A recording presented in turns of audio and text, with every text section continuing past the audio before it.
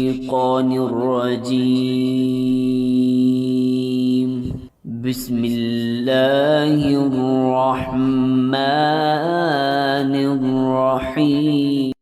إن المنافقين في الدرك الأسفل من النار ولن تجد لهم نصيرا. السلام علیکم ورحمۃ اللہ وبرکاتہ.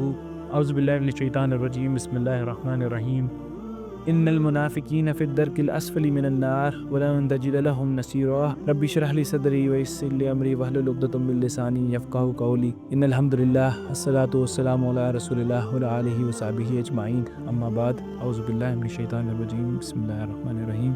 آج ہمارے جو درس کا موضوع ہے یہ ایک تسلسل ہے جو ہم لوگوں نے ایک سیریز شروع کی ہوئی ہے. یہ ہم لوگوں نے دلوں کے امراض کے حوالے سے یعنی ڈیزیز آف دا ہارٹ کے حوالے سے ہم لوگوں نے جو سیریز شروع کی ہے اس کے حوالے سے ہم اس کو کنٹینیو کریں گے. اور آج بھی ایک ایسا ہی مرض ہے جس کو ہم لوگ انڈرسٹینڈ کریں گے. لاسٹ دروس میں ہم لوگوں نے دیکھا تھا کہ کیسے شرک جو ہے وہ ہمارے دل کو ہے اس کو امپیکٹ کرتا ہے. اسی طرح ہی پھر کبر کے حوالے سے تکبر کے حوالے سے دیکھا. اسی طرح ہی آج کا جو درس ہے وہ بھی اسی موضوع کے اوپر ہے. یہ ایک بیماری ہے، ایسی بیماری ہے جس کے بہت زیادہ ڈائر اور مطلب سویئر کانسیکوینسز ہیں. جس طرح ہم لوگ ہارٹ کنڈیشنز ہیں بایولوجیکلی ان کو دیکھتے ہیں، ان کا جائزہ لیتے ہیں. اب اس میں جو سویئر کنڈیشنز ہوتی ہیں جیسے آپ کی کنجسٹیو ہارٹ فیلئر ہوتا ہے یا کارڈیوجینک شاک میں ہارٹ چلا جاتا ہے، یہ ایسی terminal cases, terminal stages of the heart ہیں جس میں آپ کا ہارٹ بہت ویک ہو جاتا ہے، بہت کمزور ہو جاتا ہے. اسی طرح کی نوعیت کی جو ہم بیماریاں ہیں وہ ڈسکس کر رہے ہیں. شرک بھی اسی نوعیت کی ٹرمینل النس، ایک سویئر النس ہے، کریٹیکل النس ہے. اسی طرح ہی جو کبر ہے وہ بھی ایک کریٹیکل النس ہے. اسی طرح آج کی جو بیماری ہے یہ بھی ایک بہت زیادہ سیریس اور اس کے ڈائر کانسیکوینسز ہیں. یہ اصل میں بایولوجیکل نہیں، یہ آپ کی ایک اسپریچول جو آپ کا ہارٹ ہے، اسپریچول دل ہے، اس کی بیماری ہے اور یہ ہے نفاق کی بیماری. اب نفاق جو ہے یہ ایک ایسی چیز ہے یعنی آپ کی اوور آل یعنی اس کی کانسیکوینسز آپ دیکھتے ہیں تو آپ حیران اور پریشان ہو جاتے ہیں کہ اتنے زیادہ ڈائر اور سیریس کانسیکوینسز ہیں. اور سمٹمز دیکھتے ہیں تو ہم دیکھ کے انڈرسٹینڈ نہیں کر سکتے کہ اچھا اتنی چھوٹی سی چیز اتنا بڑا امپیکٹ کیسے کر سکتی ہے. جب چھوٹی چھوٹی چیزوں کو ہم لوگ ایکومولیٹ کریں تو یہ اتنی زیادہ سیریس کیسے ہو سکتی ہے. اور یہ ہے کہ جس طرح ہم دل کی بیماری یا جس طرح کنجسٹیو ہارٹ فیلئر جو ہوتا ہے اس میں ہم دیکھتے ہیں تو وہ کیسے ہوتا ہے. وہ آپ کے آرٹریز ہیں وہ ود ٹائم، یہ نہیں ہوتا کہ ایک دن میں ہی یعنی وہ ہو جائے، وہ ود ٹائم ویک ہوتی رہتی ہیں. ان کی اس کی ہیلتھ وہ ود ٹائم آہستہ آہستہ سے کمزور ہوتی رہتی ہے. جو آپ کو اگر پرلونگ عرصے بلڈ پریشر کا پرابلم رہے، ہائی بلڈ پریشر رہے، چیزیں رہیں تو کیا ہے آپ کی آہستہ آرٹریز، آپ کی وینز، آپ کی چیزیں جو کہ جب کمزور ہوتے پھر کیا ہوتا ہے کہ آپ ہارٹ کی جو ہیلتھ ہے وہ کمزور ہونا شروع ہو جاتی ہے. اور پھر ایک وقت آتا ہے کہ جب یہ چیز ہو جاتی ہے. اسی طرح ہی جو نفاق کا مرض ہے اس میں بھی ایسے ہی ہوتا ہے. پہلے آپ کے اندر ایک سمٹم آئے گا، پھر دوسرا سمٹم آئے گا، پھر تیسرا سمٹم آئے گا، پھر چوتھا، پھر کرتے آہستہ کیا ہوتا ہے کہ آپ کی اوور آل یعنی پرسنالٹی میں یہی چیزیں ڈومیننٹ ہو جاتی ہیں، آپ کے دل میں یہی چیزیں ڈومیننٹ ہو جاتی ہیں.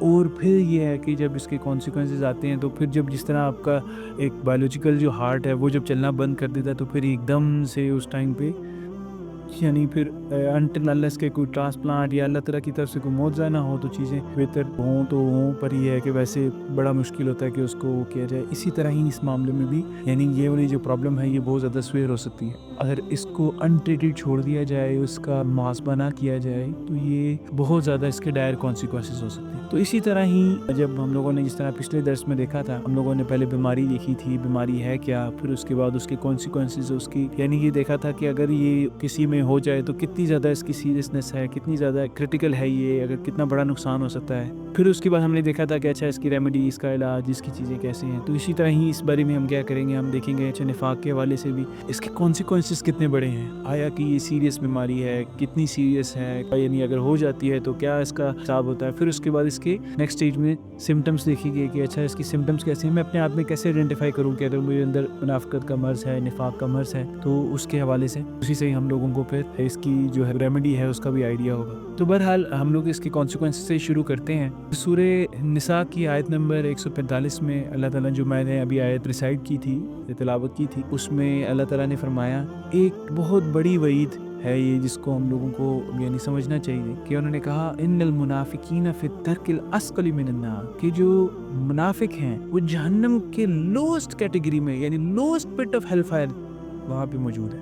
یعنی جہنم کی جو سب سے ورسٹ کیٹیگری ہے، سب سے نچلا مقام جو ہے وہ منافقوں کا رکھا گیا ہے۔ اب یہ بڑی سننے میں بڑی تعجب انگیز بات ہے کہ کیا بات ایسی ہے کہ مطلب مشرک ہیں جو اللہ تعالیٰ کے ہونے کا بھی انکار کر دیتے ہیں، وہ لوگ بھی بعد میں آتے ہیں اور ان کا بھی اتنا بڑا برا انجام نہیں ہے جتنا منافقوں کا ہے۔ مشرک ہیں، پھر آپ کے بعد متکبر لوگ ہیں، جس طرح وہ نے پچھلے درس میں دیکھا تھا کہ انہوں نے کہا کہ اگر کسی کے اندر رائے کے دانے کے برابر بھی تکبر ہوگا تو وہ جنت میں نہیں جا سکے گا۔ مشرک ہے، اس کے بارے میں اللہ تعالیٰ نے کہا کہ اللہ تعالیٰ نے اپنے پہ فرض کر لیا ہے کہ وہ جو شرک کی حالت میں فوت ہوگا اس کو معاف نہیں کریں گے۔ یعنی اتنے بڑی بڑی چیزیں کرنے کے بعد، اتنا سب کرنے کے بعد بھی اگر کوئی بندہ یعنی جو لوئسٹ کیٹیگری ہے، مطلب اس سے پتہ لگتا ہے کہ کتنی سویر پرابلم ہے یہ، کتنا بڑا مسئلہ ہے یہ۔ اور ہم لوگوں کو جہنم کے بارے میں ہم جانتے ہیں کہ جتنا نیچے جاتی رہتی ہے جہنم، جتنا یعنی درجے نیچے جاتے رہتے ہیں، اتنی زیادہ عذاب، اتنا زیادہ پنشمنٹ، اتنا زیادہ وہ بڑھتا رہتا ہے، اس کی انٹینسٹی بڑھتی رہتی ہے، آگ کی شدت بڑھتی رہتی ہے جی۔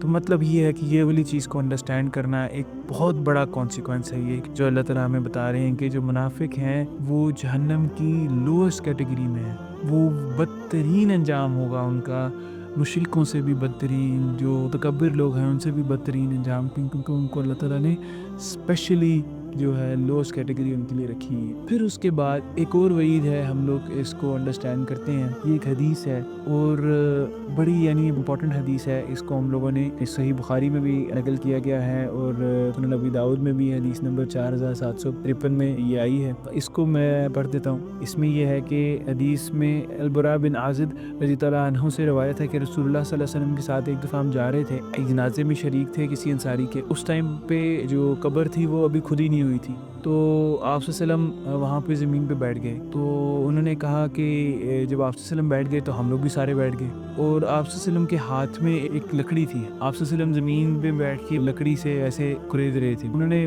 فرمایا کہ ہم لوگ ایسے بیٹھے ہوئے تھے جیسے ہمارے سروں پہ یعنی پرندے بیٹھے ہوئے ہیں، یعنی بالکل انہماک ہو کے خاموش ہو کے ہم آپ صلی اللہ علیہ وسلم کو دیکھ رہے تھے کہ کیا ماجرا ہو رہا ہے۔ تو آپ صلی اللہ علیہ وسلم جو ہے وہ زمین پہ بیٹھے ہوئے ہیں اور اس میں وہ اس کو لکڑی سے کھرید رہے ہیں، اور کھریدتے ہوئے آپ صلی اللہ علیہ وسلم نے اپنا سر اٹھایا اور صحابہ کو مخاطب کرتے ہوئے فرمایا، قبر کے عذاب سے اپنی پناہ مانگو، قبر کے عذاب سے اپنی پناہ مانگو، قبر کے عذاب سے اپنی پناہ مانگو۔ 2 یا 3 بار انہوں نے یہ دہرانے کے بعد انہوں نے کہا کہ جب میت کو دفن کر کے لوگ جب لوٹ رہے ہوتے ہیں تو انہوں نے فرمایا کہ میت کو لوگوں کے جوتوں کی آواز بھی آتی ہے، زمین پہ چلنے والے لوگ جب چلتے ہیں تو ان کی جوتوں کی آواز آتی ہے، تو میت کو اس کی آواز بھی آتی ہے۔ یعنی کیا سچویشن ہے کہ آپ کے اپنے آپ کو اپنے ہاتھ سے زمین میں دفن کر کے اب وہ آپ کو جب چھوڑ کے بھی جا رہے ہیں تو آپ کو ان کے قدموں کی آواز بھی آ رہی ہے، پر رابطہ منقطع ہو چکا ہے، نہ آپ ان سے بات کر سکتے ہیں نہ وہ آپ سے بات کر سکتے ہیں۔ تو بہرحال آگے حدیث میں فرمایا انہوں نے کہ پھر 2 فرشتے اس کے پاس آئیں گے، جب میت کو قبر میں دفن کر دیا جائے گا پھر 2 فرشتے اس کے پاس آئیں گے اور اس کے پاس بیٹھ کر اس سے سوال کریں گے، تیرا رب کون ہے؟ وہ جواب دے گا،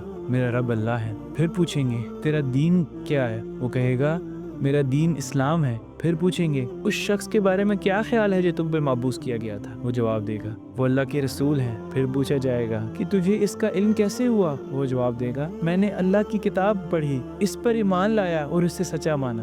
یہ بات اللہ تعالیٰ کے فرمان سے بھی ثابت ہوتی ہے کہ اللہ تعالیٰ ایمان والوں کو دنیا اور آخرت میں بھی ثابت قدمی دیتے ہیں اور ان کو ثابت قدم رکھتے ہیں۔ تو اس بندے میں جو جواب دینے کی کیپیسٹی آئے گی وہ اس کے ایمان اور اس کے عمل تھے، یعنی جس طریقے سے اس نے زندگی گزاری اس نے فرشتوں کو جواب دیا۔ پھر اس کے بعد کیا ہوتا ہے کہ پھر آسمان سے ایک منادی ندا دے گا، میرے بندے نے سچ کہا، لہٰذا اس کے لیے جنت کا بستر بچھاؤ، جنت کا لباس پہناؤ اور جنت کی طرف سے ایک دروازہ کھول دو، بس جنت کی ہوا اور خوشبو اس تک پہنچے گی اور اس کے لیے حد نگاہ تک وہ جو زمین ہے وہ وسیع کر دی جائے گی، اتنی وسعت ہوگی پہلی سٹیج میں ہی، یعنی جب لوگ چھوڑ کے چلے گئے ہیں اس کے ساتھ ابھی آگے کے معاملات شروع ہو گئے ہیں۔ اب پہلی سٹیج اب آپ کی کلیئر ہو گئی ہے تو کیا ہوا ہے، آپ کے لیے جنت سے لباس آ رہا ہے، جنت کے دروازے آپ کے لیے کھول دیے گئے ہیں، اب ایک ایکسائٹمنٹ بلٹ اپ ہو رہی ہے۔ پھر اس کے بعد آپ کے لیے زمین جو ہے وہ اتنی کشادہ کر دی جائے گی کہ آپ کے لیے یعنی حد نگاہ تک آپ کے لیے کشادہ کر دی۔ پھر رسول اللہ علیہ وسلم نے کافر اور منافق کی موت کا بھی ذکر فرمایا،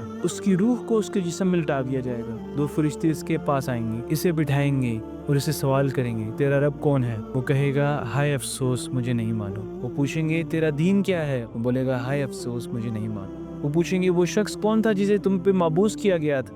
وہ پھر یہی کہے گا کہ ہائے افسوس مجھے نہیں معلوم۔ پھر آسمان سے ایک منادی ندا دے گا، اس نے جھوٹ کہا، اس کے لیے جہنم کا بستر بچھاؤ، جہنم کا لباس پہناؤ، جہنم کی طرف سے ایک دروازہ کھول دو، پھر جہنم کی گرمی اور زہریلی ہوا اس تک پہنچے گی اور اس کی قبر کو اس حد تک تنگ کر دیا جائے گا کہ پسلیاں ہوں گی وہ آپس میں پیوست ہو جائے گی۔ پھر ایک روایت میں آتا ہے کہ ایک اندھا اور گونگا فرشتہ وہ اس پر مسلط کیا جائے گا، جس کے ہاتھ میں ایک بہت بڑا ہتھوڑا ہوگا، وہ دیا جائے گا، ایسا ہتھوڑا کہ جو پہاڑ پہ بھی مارا جائے تو پہاڑ جو ہے وہ خاک ہو جائے۔ کہتے ہیں پھر وہ اس کی دونوں کانوں کے درمیان میں وہ ہتھوڑا مارا جائے اور وہ خاک ہو جائے گی، اور اس کی چیخ اتنی اونچی ہوگی کہ وہ انسانوں اور جنات کے علاوہ مشرق سے لے کے مغرب تک ہر کسی کو سنائی دے، اور پھر اس میں دوبارہ روح پھونکی جائے گی، پھر یہ عمل ریپیٹ ہو۔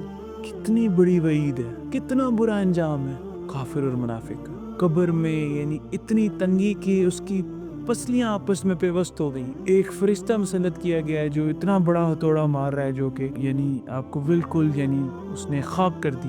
تو بہرحال یہ چیز کو انڈرسٹینڈ کرنا بہت زیادہ امپورٹنٹ ہے۔ پھر اس کے بعد تیسری وعید جو کہ بہت زیادہ پرابلمٹک ہے، وہ وعید یہ ہے سورہ توبہ میں آیت نمبر 80 میں اللہ تعالیٰ فرماتے ہیں، یعنی یہ تیسری وعید، اور مجھے لگتا ہے کہ یہ سب سے بڑی وعید ہے، اتنی بڑی وعید ہے کہ منافقت یعنی جو بھی منافق ہو یا نفاق کے مرض میں مبتلا ہو اس کے لیے یعنی اس سے زیادہ مشکل کوئی چیز نہیں ہے۔ وہ کیا ہے؟ اللہ تعالیٰ فرماتے ہیں استغفر لہم او لا تستغفر لہم ان تستغفر لہم 70 مرہ فلن یغفر اللہ لہم۔ اللہ تعالیٰ رسول اللہ صلی اللہ علیہ وسلم کو فرما رہے ہیں کہ آپ ان کے لیے مغفرت کی دعا مانگے یا آپ ان کے لیے دعا نہ مانگے، پھر بھی صبر نہیں آیا۔ پھر آگے فرمایا کہ آپ ان کے لیے 70 دفعہ بھی دعا مانگیں گے میں ان کو نہیں معاف کروں گا۔ کن کی بات ہو رہی ہے؟ جو منافقت کرتے ہیں۔ 70 دفعہ بھی آپ سے صرف دعا مانگیں گے تو نہیں قبول کریں گے اللہ تعالیٰ۔ مطلب کتنی بڑی آپ کے نبی، ہمارا آپ صلی اللہ علیہ وسلم سے رشتہ ہی ختم ایسے ہو جائے کہ اگر ہم لوگوں کے لیے آپ صلی اللہ علیہ وسلم دعا ہی نہ کر سکیں۔ سب نبیوں نے اپنی دعائیں مانگی، اللہ تعالیٰ نے ان کو دعائیں دی ہوئی تھی، سب نبیوں نے اپنی دعائیں مانگی، آپ صلی اللہ علیہ وسلم کو اللہ تعالیٰ نے دعا دی تھی، انہوں نے اپنے لیے رکھی کہ میں آخرت میں قیامت کے دن اللہ تعالیٰ سے اپنی امت کے لیے دعا مانگوں گا، ان کی شفاعت کروں گا۔ اگر انہی کے لیے اللہ تعالیٰ نے آپ کو یعنی ان کی استغفار کرنے کے لیے اللہ تعالیٰ نے ان کو روک دیا آپ کے لیے کہ منافق کے لیے استغفار بھی نہیں آپ سے وسلم کر سکتے، کتنی بڑی وعید ہے یہ، کتنی بڑی پرابلم ہے یہ، اس کو انڈرسٹینڈ کرنا ہمارے لیے بہت زیادہ امپورٹنٹ۔ تو بہرحال ہم لوگوں نے دیکھ لیا کہ منافقت جو ہے وہ مرض جو ہے وہ کتنا بڑا مرض ہے، کتنی بڑی پرابلم ہے، اس کے کانسیکوینسز اتنے سویر ہیں، جہنم کے سب سے نچلے درجے میں ہے۔ آپ کی جو ہے وہ آخرت میں اس کا کیا انجام ہے کہ جب آپ فوت ہوں گے تو اگر نفاق کرتے ہوئے فوت ہو گئے، منافقت میں فوت ہو گئے، تو آپ کی جو پسلیاں ہیں قبر اتنی تنگ کر دی جائے گی کہ وہ آپس میں پیوست ہو جائیں گی، ایک فرشتہ مسلط کیا جائے گا جو آپ کے سر پہ ہتھوڑے مارے گا، پھر اس کے بعد آپ صلی اللہ علیہ وسلم آپ کے لیے مغفرت بھی نہیں مانگ سکتے، اتنی بڑی وعید ہے، اتنا بڑا نقصان ہے۔ تو اس کے بعد اگلا ہم لوگوں کا عمل کیا ہوتا ہے؟ ایک دم سے اپنے آپ کو سوچے کہ اچھا یار کہیں یہ اتنی بڑی پرابلم ہے، ہم اس میں ملوث تو نہیں ہیں اس بیماری میں۔ تو اس کے لیے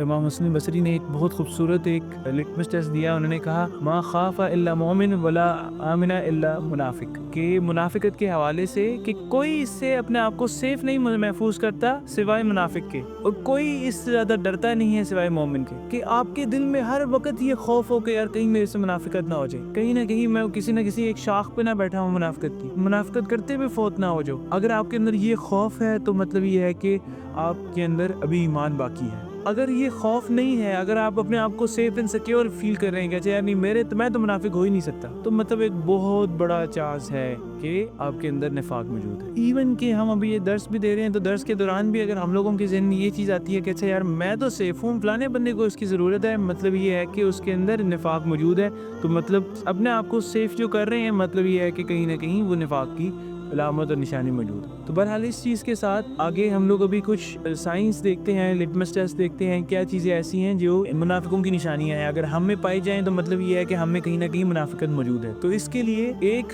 حدیث ہے، ویسے تو کچھ علماء نے 20 نشانیاں بتائی، کچھ نے 30 بتائی، کچھ نے 115 بھی بتائی، 120 بھی بتائی، مطلب مختلف علماء نے مختلف اس کی وہ دی ہیں، پر یہ ہے کہ ہم لوگ ابھی 6 نشانیوں کے اوپر فوکس کریں گے۔ اگر یہ 6 علامات موجود ہیں ہم میں تو پھر ہم لوگوں کو اپنا بہت زیادہ جائزہ لینا چاہیے کہ اس کو ہم لوگ کیسے اپنے سے دور کر سکتے ہیں، کیونکہ ان 6 نشانیوں میں کہنے کا مطلب یہ ہے کہ ہم میں منافقت کا مرض موجود ہے۔ تو منافقت کا مرض ڈائگنوز ہو جائے گا اگر ان میں سے کوئی ایک نشانی بھی موجود ہوتی ہے۔ تو اس کے لیے ایک حدیث ہے، اس میں 4 نشانیاں آپ سے ہم نے بیان کی ہیں، ہم اس کا جائزہ لیں گے، اور ایک آیت ہے اس میں 2 نشانیاں ہیں۔ تو اس کے ساتھ ہم شروع کرتے ہیں۔ صحیح بخاری کی حدیث ہے، اس میں آپ نے فرمایا جس شخص میں 4 صفات ہوں، یہ 4 صفات ہوں، وہ خالص منافق ہے، اور جس شخص میں کوئی ایک صفت ہو تو اس میں نفاق کی ایک علامت موجود ہے جب تک وہ اسے دور نہ کر دے۔ تو اب وہ کون سی 4 نشانیاں ہیں؟ اس کی پہلی نشانی یہ ہے کہ وہ جب بھی بولے وہ جھوٹ بول جائے، وہ جب بھی بولے جھوٹ بولے۔ اب یہ اتنی بڑی چیز ہے کہ جب بات کرے آپ جھوٹ بولتے ہیں، جب آپ سے کوئی کمیونیکیشن ہوتی ہے، کوئی کنورزیشن ہوتی ہے، اس میں جھوٹ کا ایلیمنٹ کہیں نہ کہیں موجود ہوتا ہے۔ اور یہ بڑے بڑے جھوٹ نہیں ادھر بات کی گئی کہ بہت کوئی بڑا جھوٹ بولا ہے، آپ کی بات میں شامل ہے جھوٹ، آپ کی ہر بات میں شامل ہے جھوٹ، آپ کی ہر چیز میں جھوٹ ہے۔ مثال دیتا ہوں، دفتر میں آپ کام کرتے ہیں، دیر سے آنکھ کھلی، دفتر میں لیٹ ہو گئے، اب آپ کو پتا ہے باس کو کہوں گا کہ جی آنکھ دیر سے کھلی تو ضلالت ہوگی، ڈانٹ پڑے گی، سارا کچھ ہوگا۔ آپ نے کہہ دیا جی بارش بہت تھی، ٹریفک میں اسٹک ہو گیا، فلانا یہ ہو گیا، وہ کوئی کام ٹائم پہ ڈیلیور نہیں کر سکے، آپ کو پتا تھا کہ اچھا میں یہ سچ بتاؤں گا تو نقصان ہوگا، پرابلم ہوگی، تو پھر کیا ہے، اس کے لیے آپ نے جھوٹ بول دیا۔ پھر یہ ہے کہ فون آ گیا کسی کا، آپ نے خود نہیں بات کرنی ہے، آپ نے اسے کہتے ہیں اپنی وائف تھی اس کو دے دیا، جی ان سے بات کر لو، ان کو بولو کہ میں ابھی گھر پہ نہیں ہوں، کسی نے بات کر لی کوئی، مطلب مختلف چھوٹی چھوٹی چیزیں جو ہیں آپ کی وہ اس میں شامل ہیں، آپ کی ہر بات میں جھوٹ شامل ہے۔ مطلب یہ ہے کہ لازمی نہیں ہے کہ بڑے بڑے الیبریٹ کوئی جھوٹ بولیں گے، چھوٹے چھوٹے جھوٹ۔ مطلب آفس جا رہے ہیں، آفس میں لیٹ ہو گئے، اب اس میں آپ نے یہ کہہ دیا کہ یہ بے شک آنکھ نہیں کھلی، آپ اس وجہ سے لیٹ ہو گئے، پر دفتر جا کے آپ بولیں گے جی میں تو ٹریفک میں اسٹک ہو گیا۔ پھر اس کے بعد کوئی رپورٹ سبمٹ کرنی تھی، کوئی کام پروجیکٹ سبمٹ کرنا تھا، تو اس کو ٹائم پہ نہیں ڈیلیور کر سکے، اب اس کے لیے جھوٹ بول دیا۔ آپ گھر میں پڑھ رہے ہیں، آپ کو پتہ ہے کہ اس ٹائم پہ میں بیٹھ کے میرا پڑھائی کا ٹائم ہے، آپ اس ٹائم پہ بیٹھ کے گیم کھیل رہے ہیں، سوشل میڈیا یوز کر رہے ہیں، کوئی چیز کر رہے ہیں۔ اب جیسے ہی اسے کہتے ہیں والد صاحب آتے ہیں، والدہ آتی ہیں، ایک دم سے انہوں نے سوال پوچھ لیا کہ کیا کر رہے ہو، اسے میں کچھ نہیں پڑھ رہا ہوں۔ اب گھر میں کھانا بنا رہی ہیں، اب کھانا بناتے بناتے اس میں کچھ غلط ہو گیا، کوئی چیز ہو گئی، اب آپ کو پتہ ہے کہ میں اس میں سچ بتا دوں گی تو ڈانٹ پڑے گی، کوئی پرابلم ہوگی، غصہ ہوگا، تو اس ٹائم پہ آپ نے جھوٹ بول دیا۔ چھوٹی چھوٹی چیز کے لیے، کوئی چیز چاہیے اس کے لیے آپ نے جھوٹ بول دیا، کوئی فائدہ حاصل کرنے کے لیے جھوٹ بول دیا، مطلب آپ کی بات میں جھوٹ شامل ہے۔ یہ منافقت کی نشانی ہوگی کہ جب بات کریں جھوٹ بولیں۔ منافق نے جب بات کرنی ہے اس کی بات میں کہیں نہ کہیں جھوٹ کا ایلیمنٹ ضرور ہوگا۔ آج کل تو یہ ایک سکل آ گئی نا، کمیونیکیشن سکل میں ایک چیز آ گئی کہ اچھا جو بندہ بات میں کوئی پیچ و تاب اس طرح کے رکھتا ہے کہ اچھا اس میں کوئی نہ کوئی چیز کل کو اس سے نکل جائے آرام سے، کل کو اگر کوئی کہتے ہیں پلازیبل ڈینائبلٹی، اس کو کل کو ڈینائی کر سکے کہ نہیں یہ تو بات ایسی تھی نہیں، اس بات کا رنگ ایسے دیا۔ اللہ تعالیٰ تو کہتے ہیں یا ایھا الذین آمنوا اتقوا اللہ وقولوا قولا سدیدا، کہ اللہ سے ڈرو اور سیدھی سچی بات کرو۔ بس اس کے برعکس کیا ہے کہ سیدھی سچی بات کیا کرنی تھی، آپ لوگوں کو بات اس طریقے سے کرتی ہیں، آپ کے جو بزنس ہیں، بزنس ماڈل اس چیز پہ بنے ہوئے ہیں کہ اچھا اس میں ابھی جھوٹ ہی بولنا ہے، آپ نے سچ بولیں گے تو آپ کو روزی کیسی ملے گی۔ تو اس لیے یہ ایک بہت بڑی نشانی ہے کہ جب بات کریں جھوٹ بولیں، اس لیے اس چیز کو انڈرسٹینڈ کرنا ہے، اس چیز کو آئیڈینٹیفائی کرنا بہت امپورٹنٹ ہے۔ اب اس چیز کے حوالے سے ہم ایک حدیث دیکھتے ہیں، صحیح بخاری کی حدیث نمبر 4418 ہے، اس میں جھوٹ اور سچ کی جو کنٹراسٹ ہے وہ ہمیں نظر آتا ہے۔ اب غزوہ تبوک کا جو موقع تھا اس ٹائم پہ آپ صلی اللہ علیہ وسلم نے قول دے دی، سب کو، سارے مسلمانوں کو نفیر عام کر دیا کہ سب نے ابھی جہاد کے لیے تیار ہونا۔ اب سارے مسلمان جو تھے وہ اب تبوک جو مارکا تھا وہ بہت مشکل ہے، بہت دور سفر کرنا تھا، اس کے لیے سواریاں چاہیے تھی، اور گرمی کا ٹائم تھا، اور خاص طور پہ سب سے بڑا امتحان یہ تھا کہ مسلمانوں کی فصل کھڑی ہوئی تھی، اور کھڑی فصل کو چھوڑ کے جانا اس ٹائم پہ فائنینشیل ایک بہت بڑا امپیکٹ تھا۔ آپ اس کے لیے پورے سال محنت کرتے ہیں اور اس کا امپیکٹ یہ ساری چیز اس ٹائم پہ ایک بہت مشکل ٹائم تھا، ٹیسٹ تھا، چیزیں تھی۔ اب اس ٹائم پہ آپ صلی اللہ علیہ وسلم چلے گئے، جب اس مارکے سے واپس آئے تو کافی سارے لوگ جو نہیں گئے تھے، اب اس میں مختلف گروہ تھے ان کے۔ اب اس میں ایک گروہ وہ تھا جنہوں نے جانے سے پہلے ایگزیمپشن لے لی تھی کہ یا رسول اللہ ہمارا یہ عذر ہے، جینون عذر سے آپ صلی اللہ علیہ وسلم نے ان کو ہمیں ایگزیم کر دیا، اب ان کو جنگ میں جانے کی ضرورت نہیں۔ پر باقی جو لوگ رہ گئے تھے اب ان کو آپ صلی اللہ علیہ وسلم نے ان کو کال بیک کیا، ان سے پوچھا کہ اچھا ابھی کیا ریزن ہے، یہ لوگ کیوں نہیں جنگ میں شامل ہوئے۔ تو اس میں ایک بہت بڑی تعداد تھی منافقین مدینہ کی۔ اب وہ آ رہے تھے آپ صلی اللہ علیہ وسلم کے پاس اور آ کے نا مختلف بہانے دے رہے ہیں، یا رسول اللہ میں تو بڑا جنگ کے لیے تیار تھا، چیزیں تھی، یہ تھا وہ تھا، سب کچھ تھا، پر میں اس وجہ سے نہیں جا سکا، میں بس یہ مسئلہ نہ ہوتا تو میں تو آپ کے بالکل شانہ بشانہ لڑتا، میں تو بلکہ آپ سے یہ ہوتا، میں مطلب اس طرح کی ان کی وہ ساری چیزیں ہو رہی۔ اب اس کے اوپر آپ صلی اللہ علیہ وسلم کا کیا عمل؟ آپ صلی اللہ علیہ وسلم ہر کسی کو اس کا عذر قبول کر کے اس کو کہہ رہے کوئی بات نہیں، جاؤ۔ ہر کسی کا معاملہ اللہ تعالیٰ پہ چھوڑ رہے، ہر کسی کا معاملہ اللہ تعالیٰ پہ چھوڑ رہے۔ تو 3 صحابہ ایسے تھے جو جنگ میں نہیں شریک ہو سکے، کوئی عذر ہونے کی وجہ سے نہیں، کوئی ریزن کی وجہ سے نہیں، بس ویسی جنگ میں نہیں شریک ہو سکے، شیطان نے ان کو وگلا دیا، ایسے کر دیا، تو اس کی وجہ سے۔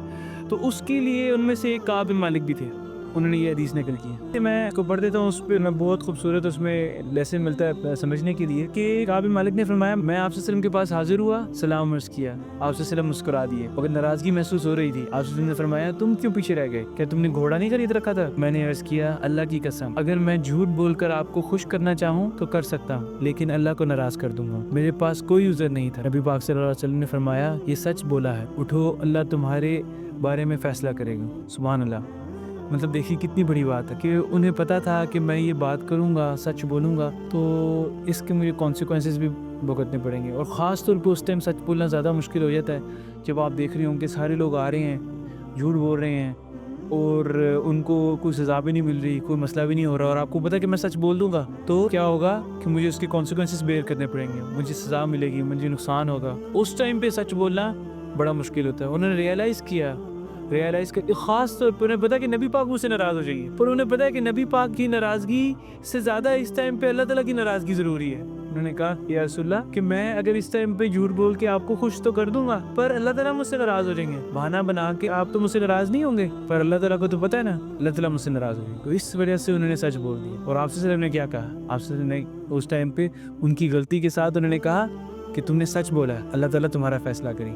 اب اس کی سزا کے نتیجے میں کیا ہوا, پھر آپ صلی اللہ علیہ وسلم نے ہمیں یعنی مجھے, مروہ بن ربیع اور بلال بن امی کو لوگوں سے الگ رہنے کا حکم دیا. 50 دن تک ہم پر زمین تنگ ہو گئی, ہماری بیویوں کو بھی ہم سے دوری اختیار کرنے کا حکم مل گیا. میں مسجد جاتا, نبی پاک صلی اللہ علیہ وسلم کو سلام عرض کرتا تو وہ اس کا بھی جواب نہ دیتے. آخر 50ویں دن فجر کی نماز کے بعد میں نے نماز پڑھی تو ایک آدمی دوڑتا ہوا آیا اور خوشخبری دی, قعب خوش ہو جاؤ اللہ نے تمہاری توبہ قبول فرمانی. میں فوراً نبی پاک صلی اللہ علیہ وسلم کے پاس گیا اور آپ صلی اللہ علیہ وسلم نے مجھے دیکھ کے فرمایا اے قعب اللہ نے تمہارے سچ کی برکت کی وجہ سے تمہیں معاف کیا ہے. میں نے عرض کیا یا رسول اللہ میری توبہ یہی ہے کہ میں زندگی میں ساری زندگی سچ بولوں. تو مطلب کتنی بڑی بات ہے کہ کتنا بڑا کانسیکوینس ہے کہ 50 دن تک ہر پورا مدینہ آپ سے خفا ہو جائے. مدینہ میں کون, نبی, صحابہ آپ سے بات نہ کریں, آپ جائیں آپ سے بات نہ کر سکیں, آپ کے سلام کا جواب نہ دیں. کتنی مطلب مشکل چیز ہوگی کہ آپ نبی کو سلام کریں جن پہ آپ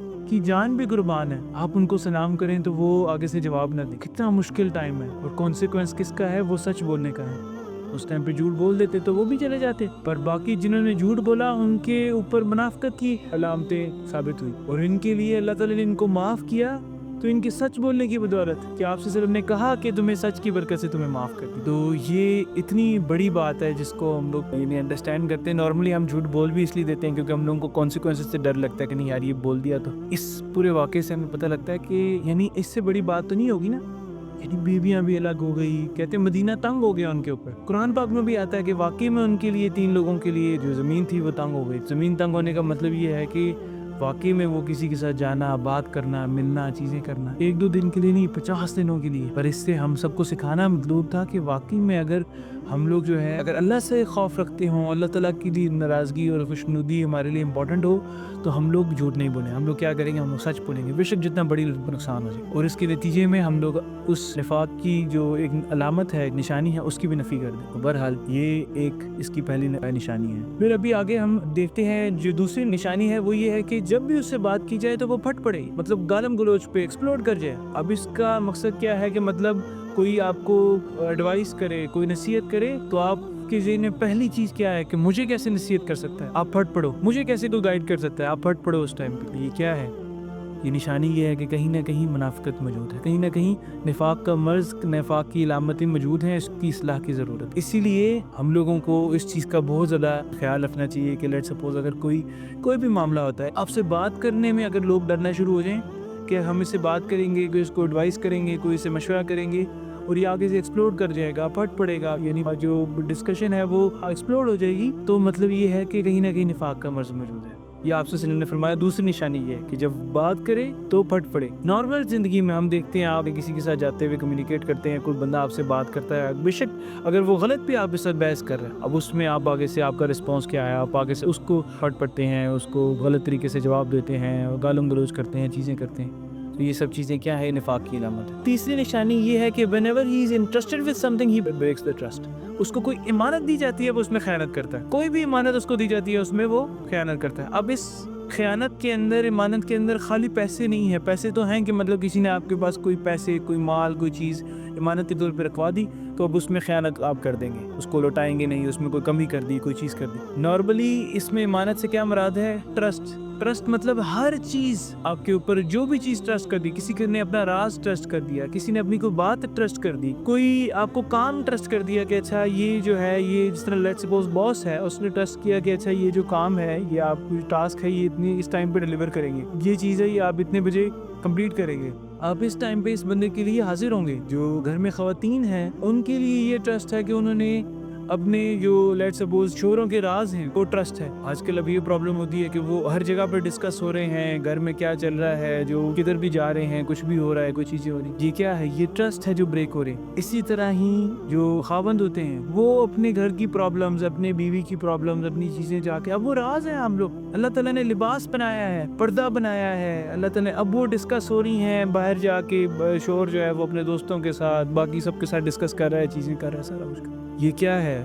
یہ نفاق کی علامت ہے، یہ ٹرسٹ توڑنا ہے. اسی طرح ہی ہر معاملے میں آپ کو کوئی بھی ٹرسٹ دیا جاتا ہے، کوئی کام، you are expected to do something, آپ پہ ٹرسٹ کیا گیا کہ اچھا اب لیٹ سپوز دفتر آنا ہے، اتنے بجے آنا ہے، اتنے بجے جانا ہے، اتنے ٹائم کی بریک لینی ہے، یہ آپ کے اوپر ٹرسٹ کیا گیا ہے. اب اصولاً یہ ہم لوگ بایو میٹرک مشینیں اور یہ سب چیزیں کیوں لگاتے ہیں؟ نارملی مسلمان ہوں اور وہ منافقت نہ کرتے ہوں تو ان کے اوپر تو ان کی زبان پہ ٹرسٹ ہونا چاہیے کہ اچھا جی وہ تو صبح آئیں گے، اتنے بجے آئیں گے، اتنے بجے جائیں گے، ان کو بایو میٹرک مشین کی تو ضرورت نہ ہو. پر یہ معاملہ اس لیے ہے کیونکہ وہاں پہ ایمان کی اور ان سب چیزوں کی کمی ہوتی ہے اور نفاق کی زیادتی ہوتی ہے. تو بہرحال یہ اس کی تیسری نشانی ہے کہ جب بھی اس پہ کوئی امانت دی جاتی ہے وہ اس میں خیانت کرتا ہے. چوتھی یہ ہے جب بھی کوئی وعدہ کرتا ہے وعدہ خلافی کرتا ہے. جب بھی وعدہ کرے گا وعدہ خلافی کرے گا، جب بھی وعدہ کرے گا وعدے سے پھر جائے گا. اب پھر جانے کی دو شکلیں ہیں. ایک تو یہ ہے کہ وعدہ کر کے پورا نہ کیا، مطلب یہ ہے کہ آپ نے وعدہ کیا تھا کہ میں آپ کو یہ چیز اس ٹائم تک میں ڈیلیور کر دوں گا، آپ نے وعدہ کیا تھا کہ میں یہ چیز کبھی نہیں کروں گا، آپ نے وعدہ کیا تھا کہ میں آپ کے لیے لیٹ سپوز اتنی پیسے میں آپ کو اس ٹائم پہ میں واپس لوٹا دوں. اب یہ سارے وعدے ہیں اور اس کے بعد کیا ہے آپ پورا نہ کر سکیں، آپ لیٹ سپوز اس ٹائم پہ وہاں پہ جس سے آپ نے ملنے کا وعدہ کیا ہے آپ وہاں پہ مل نہ سکیں، پیسے لوٹانے کا وعدہ کیا ہے وہ واپس لوٹا نہ سکیں، کوئی رسپانسبلٹی پورا کرنے کا وعدہ کیا ہے وہ وعدہ نہ پورا کر سکیں. یہ تو ایک شکل ہے وعدہ توڑنے کی، وعدے سے پھر جانے کی. دوسرا یہ ہے کہ آپ وعدے سے ہی مکر جائیں، میں نے تو وعدہ کیا ہی نہیں تھا، میں نے تو کہا ہی نہیں تھا. یہ بھی کیا ہے؟ یہ بھی اسی کی شکل ہے، یہ بھی اسی کی کیٹیگری میں آیا تھا، منافقت کی نشانی میں آ جاتا ہے کہ آپ وعدہ کریں اور وعدے سے پھر جائیں. جب بھی وہ وعدہ کرتا ہے وعدے کا سے پھر جاتا. تو بہرحال یہ چیزیں انڈرسٹینڈ کرنا بہت زیادہ امپورٹنٹ ہے ہمارے لیے. کیونکہ اگر تو ہمارے اندر یہ چاروں چیزیں جو بھی ہم لوگوں نے حدیث میں دیکھی ہیں، چاروں چیزوں میں سے کوئی ایک بھی ایلیمنٹ ہمارے اندر موجود ہے، مطلب کوئی نہ کوئی نفاق کی، جس طرح آپ سے نے فرمایا کہ کوئی نہ کوئی نفاق کی ایک علامت موجود ہے. کون کون سی ہیں؟ بات کریں جھوٹ بولے، بحث کی جائے تو پھٹ پڑے، کوئی امانت دی جائے تو امانت میں خیانت کرے، وعدہ کیا جائے تو وعدہ خلافی کرے، وعدے سے پھر جائے، وعدہ پورا نہ کرے. اب دو جو نشانیاں ہیں، باقی کی پانچویں اور چھٹی جو نشانی ہے، یہ ہم لوگ ایک آیت میں سے دیکھتے ہیں. سورہ توبہ کی آیت ہے، آیت نمبر 54. اس میں اللہ تعالیٰ نے فرمایا وَلَا يَأْتُونَ الصَّلَاةَ إِلَّا وَهُمْ كُسَالَىٰ، کہ وہ نماز کی طرف نہیں آتے. کس کی بات ہو رہی ہے؟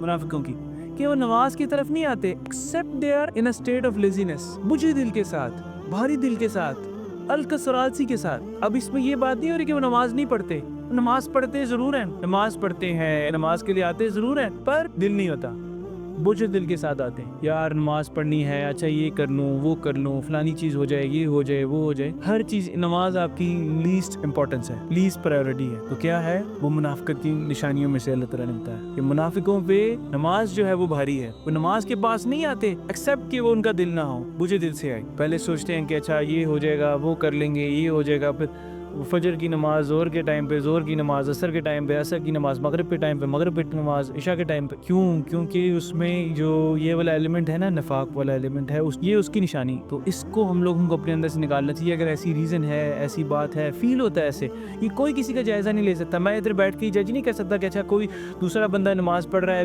دیر سے نماز پڑھ رہا ہے، یا یہ کر رہا ہے یا وہ کر رہا ہے، کوئی کسی کا جائزہ نہیں لے سکتا.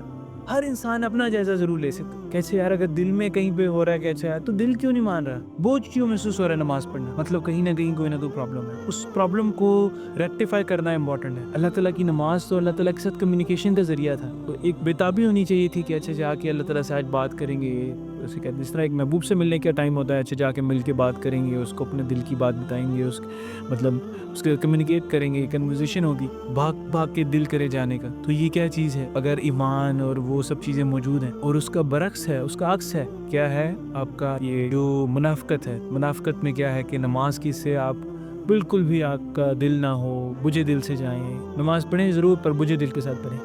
تو یہ بھی ایک منافقت کی نشانی ہے. پھر اس کے بعد آخری نشانی ہے، لاسٹ نشانی ہے، اس کے بعد ہم اس کو درس کو کنکلوڈ کرتے ہیں.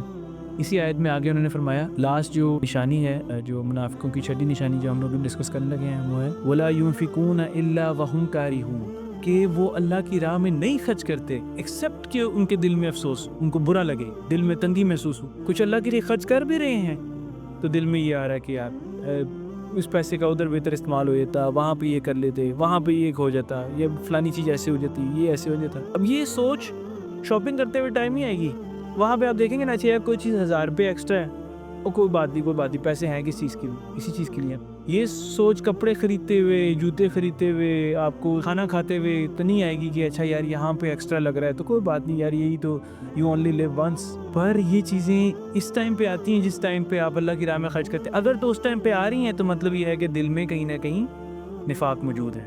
اللہ کی راہ میں خرچ کرتے ہوئے دل کو تکلیف ہو رہی ہے، خرچ کرنے کے بعد بھی اللہ دل کو تکلیف ہو رہی ہے کہ یہ جو ہے یہ غلط ہو گیا، یہ غلط چیز ہو گئی، تو مطلب یہ ہے کہ نفاق موجود ہے اس میں. تو بہرحال یہ 6 نشانیاں ہم لوگوں نے دیکھی ہیں جو منافقوں کی اور منافقت کی نشانیاں ہیں. اس میں پہلی نشانی ہے کہ جب بھی وہ بات کریں جھوٹ بولے، بحث کریں تو پھٹ پڑے، جب امانت دی جائے تو خیانت کرے، اس میں وعدہ کرے تو پورا نہ کرے. نماز پڑھے پر بجھے دل کے ساتھ نماز پڑھے، نماز کی طرف آئے تو بجھے دل سے آئے، لیزی ہو کے آئے. چھٹی یہ ہے اللہ کی راہ میں خرچ کرے پر بعد میں دل میں بھی افسوس رہے، کرتے وقت بھی دل میں افسوس رہے. اب یہ ان کی بات نہیں ہو رہی جو نماز نہیں پڑھتے، جو اللہ کی راہ میں مال نہیں خرچ کرتے، یہ ان کی بات ہو رہی ہے جو مال بھی خرچ کر رہے ہیں، جو نماز بھی پڑھ رہے ہیں پر بجھے دل کے ساتھ خرچ کر رہے ہیں، بجھے دل کے ساتھ نماز پڑھ رہے ہیں. تو یہ جو چیز ہے یہ بہت زیادہ ان نشانیوں کو ہم لوگوں کو اپنے اندر دیکھنا چاہیے اور کوشش کرنی چاہیے کہ جتنا میٹیگیٹ کر سکے اپنے اندر سے اس کو. اگر کسی نہ کسی صورت میں کہیں نہ کہیں کسی نہ کسی فارم میں بھی موجود ہے تو ہم لوگ اس کو آئیڈینٹیفائی کر کے ریکٹیفائی کر لیں. باقی ابھی ہم لوگوں نے دیکھے اس کے کانسیکوینسز منافقت کے کہ آخرت میں کیا کانسیکوینسز ہوتے ہیں. لاسٹ ایک اس کو میں دنیا کے اندر کانسیکوینس بتا کے کہ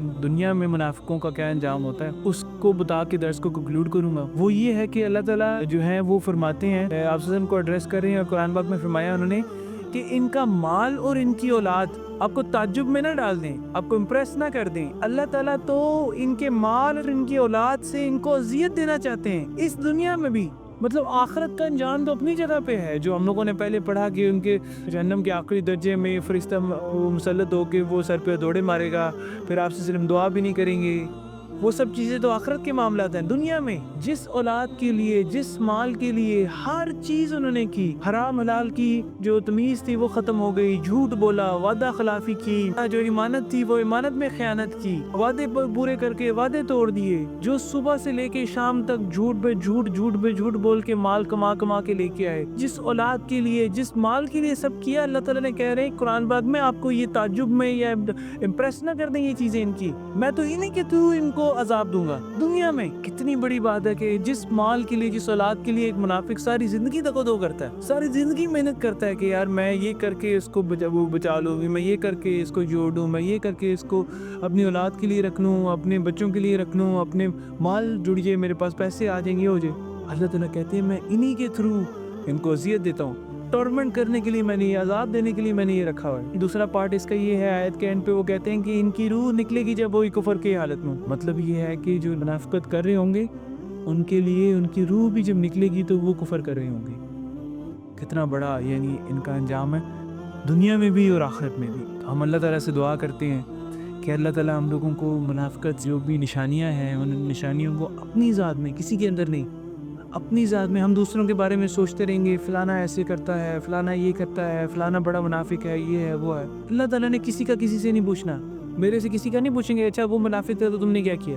میرے سے میرا حساب ہونا ہے کہ میں نے کیا کیا، میرے اندر یہ نشانیاں موجود تھی تو میں نے کیا کیا، میرے اندر یہ چیزیں آئیڈینٹیفائی ہو گئی تھی تو میں نے یہ کیا. میں نے یہ درس سن لیا، میں نے یہ لیکچر سنا تو اس میں یہ حدیث کے اندر میرے کانوں میں پڑھ دی، یہ آیت میرے کانوں میں پڑھ دی تو اس کے لیے میں نے کیا کیا. تو اس چیز کو آئیڈینٹیفائی کریں اپنے اندر اور کوشش کریں کہ اپنی اصلاح کریں، اپنے اندر یہ چیزیں اور منافقت سے ڈرتے رہیں کہ یہ کہیں ہمارے اندر آ نہ جائے. جو صحابہ کا عمل کیا تھا, صحابہ اپنے اندر ڈرتے رہتے تھے کہ کہیں میرے اندر تو منافقت نہیں ہے, کہیں میرے اندر تو کوئی یہ والی کوئی, جب بھی منافقوں کی بات آتی تھی, کوئی آیت آتی تھی, ان کو ڈر لگتا تھا کہ کہیں میرا ذکر نہ آ جائے, کہیں میری بات قرآن پاک میں نہ اللہ تعالیٰ کر دیں. یہ صحابہ کی اپروچ تھی. تو ہم کیسے سیف فیل کر سکتے ہیں کہ we are safe, we are more فائز دین صحابہ؟ ہو ہی نہیں سکتا. تو اس چیز کے لیے اپنے آپ کو پیوریفائی کرنے کے لیے اپنے آپ کو, اللہ تعالیٰ کہتے ہیں اللہ تعالیٰ کے پاس صرف اور صرف قلب سلیم جاتا ہے, اپنے دل کو اس بیماری سے پاک کرے. تو اس کے لیے سب سے امپورٹنٹ کیا ہے کہ ان نشانیوں کو آئیڈینٹیفائی کریں اپنے اندر, کہیں پہ یہ ایگزسٹ کرتی ہے تو اس کو نکالنے کی کوشش کریں. ہر بندہ اپنی ذات میں خود محاسبہ کرے اور خود اس کو میٹیگیٹ کرنے کی کوشش کرے. اللہ تعالیٰ سے بھی دعا کرتے ہیں کہ اللہ تعالیٰ ہم لوگوں کے اندر جو ہے منافقت سے بچنے کی اور نشانیوں سے دور رہنے کی, اپنی اصلاح کرنے کی توفیق عطا فرمائے. اور آپ لوگوں سے بھی دعا ہے کہ میرے والدین کے لیے, میری ذات کے لیے, میرے اہل ویال کے لیے بھی دعا کیجیے. اللہ تعالیٰ مجھے بھی منافقت سے اور ان سب چیزوں سے بچائیں. آپ سب سے بھی دعا ہے کہ مسلم امت کے لیے بھی دعا کیجیے. مجھے بھی اور ہم سب کو بھی دعاؤں میں یاد رکھیے. وآخر دعوانا الحمدللہ رب العالمین.